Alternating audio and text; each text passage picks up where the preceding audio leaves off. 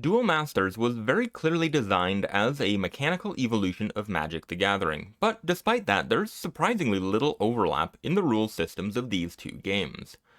In the previous video, I went over the resources, life, and card economy, and there were all meaningful differences there. So for part 2, I wanted to start with the one system that is practically unchanged between the two. Both Magic and Duel Masters are split into 5 factions, with each faction closely linked to a single color. These factions not only separate cards mechanically, but also flavorfully, with black being the color of the undead, while green features huge beasts. In Magic, these factions are called colors, and in Duel Masters, they're called civilizations, and the creature subtypes are differently flavored. But past that, the two systems are nearly identical. This does make sense, as the 5-color color wheel is possibly the single strongest aspect of Magic's original rule design. Color is the most straightforward and immediately recognizable way to divide cards into different groups, while still conveying a ton of implied flavor. Even for someone who hasn't seen a single card in either game, they can still associate blue with being cool and intellectual, while red is fiery and passionate. 5 colors also allows for a ton of pairing options, such as ally wedges and enemy shards, while never giving easy, symmetrically divided good guys and bad guys groupings, which helps flesh out the world of the game and gives it far more nuance and texture. I've made an entire video about why games keep returning to 5-color faction systems, and it's no surprise that this is the one system Duel Masters barely changed at all. While the overall mix of card effects in each game isn't drastically different, there is one big change worth noting here. Magic has a very open priority system with plenty of instant speed effects that can be played at almost any time, even during the opponent's turn. Duel Masters is very much on the opposite end of the spectrum, with no instant speed effects to speak of whatsoever. You play your cards during your main phase, or not at all. While certain Magic players are no doubt getting their usual comments ready, there are some good reasons to take Duel Masters' approach as well. For one, Duel Masters' approach is simpler. While some would argue this isn't a good thing, I think it's easy to lose sight of just how obtuse Magic's priority system is. You can respond to anything your opponent plays, except lands and cards put into play by an ability. You can respond to any ability, except mana abilities and any kind of continuous effect. You can use instants at the end of any phase, except you can't play anything during the untap step. Players can respond at nearly any time, but they still can't destroy a planeswalker after it's hit play but before it's used an ability. All of this takes time to learn, which can be an intimidating barrier to entry. Anyone who's been playing Magic for a while, though, is probably not all that intimidated by that. Eventually, players do learn all of these rulings and corner cases. One thing that they will still have to do, though, is make sure that they communicate each pass of priority. This gets worse the higher the stakes are. In casual Commander games, it's perfectly fine to rewind a bit if somebody wanted to play something at the end of the main phase, while the turn player is already starting to turn their cards sideways. If you're in a higher level tournament like a Grand Prix, however, you're going to need to make sure that you properly announce the start of combat before you start turning anything sideways. It creates other subtly awkward moments throughout gameplay as well, like the pause after each spell while you wait to see if the opponent has a response. I've never really found this a problem while I was mainly playing Magic heavily, but once I started playing more games with Duel Masters style restricted priority systems, these little pauses for priority in Magic become much more noticeable. Turns really do just flow more naturally in Duel Masters. But the downside, of course, is that you don't have a whole lot to do while your opponent is doing their thing.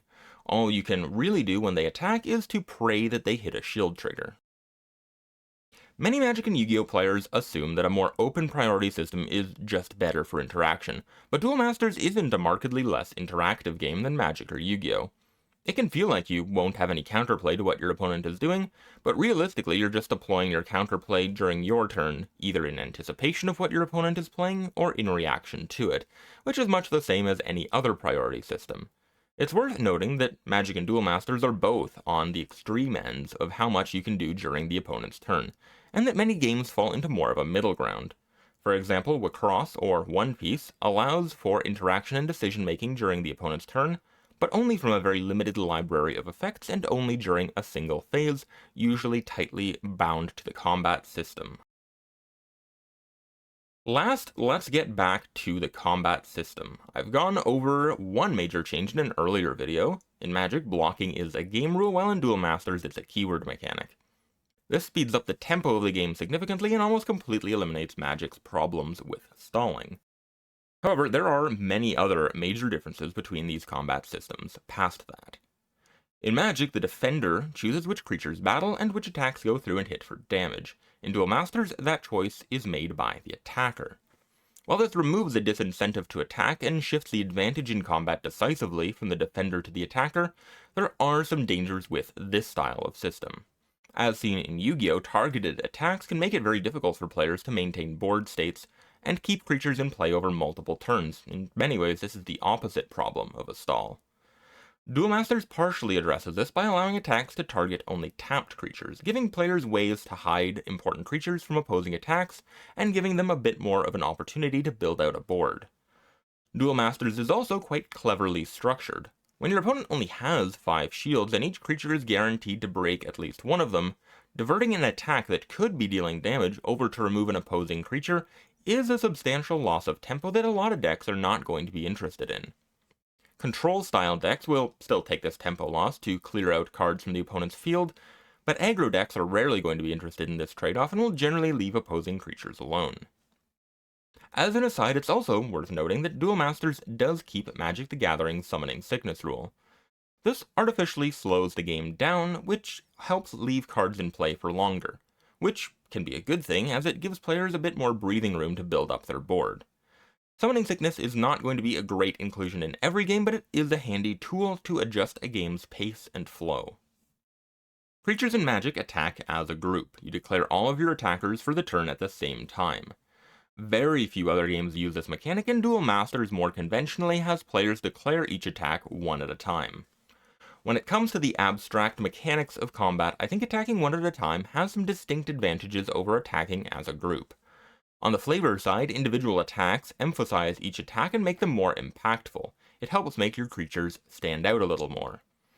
Your Ace Dragon card is a little bit less impressive if it's also sharing its attack with a couple of goblins on the side.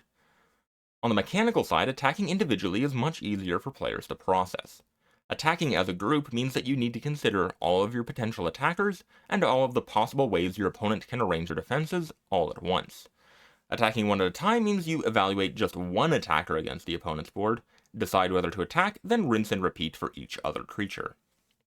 Overall, this makes board analysis and combat math quicker and easier. While attacking individually is the default for a good reason, there is an argument to be made in favor of attacking as a group. While individual attacks are great at portraying a battle between, say, a great hero and a mighty dragon, or a giant robot and a powerful magician, it doesn't really capture the flavor of a battle between armies, be that a cohort of a half-dozen soldier tokens, or a magical army made up of merfolks, krakens, and Japanese lunar rabbit people. While I've made an entire video about the flaws of Magic's combat system, it also has some good points, and attacking as a group captures a certain flavor of a very large-scale conflict that is very hard to replicate with individual attacks. In Magic the Gathering, when 2 creatures battle, each applies their power as damage to the other. Creatures with damage that then meets or exceeds their toughness are destroyed. Meanwhile, when 2 creatures battle in Duel Masters, big number wins and destroys the lower number. This is actually a pretty significant change in how combat is processed, and while modern trading card games will generally lean towards using a single number to indicate combat power, both systems do have some advantages. The most straightforward and obvious strength of Magic's system is that it's much easier to calibrate. Each number on a card is a value that can be adjusted, and sometimes you don't want to give a creature a full extra point of power. But an extra point of toughness might take it from being slightly underpowered to right on par. It also separates offensive capability from defensive capability, allowing creatures to be more differentiated with their roles. Using damage instead of number comparison also ensures that damage to creatures and damage to players works similarly, which can help smooth out the function of spells and effects, like Lightning Bolt. Although this also potentially adds the need to track damage on creatures over multiple phases. The most straightforward strength of Duel Masters' system is, of course, its simplicity. It's much quicker and easier to scan over a field of single number creatures than it is to try and figure out how everything matches up with multiple stat values. Notably, this doesn't really sacrifice any significant strategic depth. Looking at stats simply determines whether a creature can defeat another creature, and this is a fairly binary decision regardless of how many stat numbers there are. The core of most combat strategy revolves around concepts like tempo and available resources, and these are considerations that are present in both systems. There is no second main phase in Duel Masters. Your turn ends immediately after you finish attacking. This makes the turn structure more streamlined and reduces the number of steps to memorize as you're learning the game. It also cuts down on some of the decision making on sequencing. Magic, on the other hand, gives players more freedom in when they can deploy their cards. You can play them in the first main phase, the second main phase, or you can hold them up to play during the opponent's turn.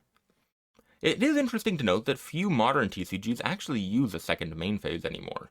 Most either use a more structured system like Duel Masters with no repeated phases, or they integrate combat fully into the main phase as just another action that players can take while they're doing everything else in the main phase. Duel Masters and Magic the Gathering are both hugely influential trading card games. Although I think it's hard to argue that Duel Masters isn't a superior trading card game mechanically, it's not just momentum that's keeping Magic afloat.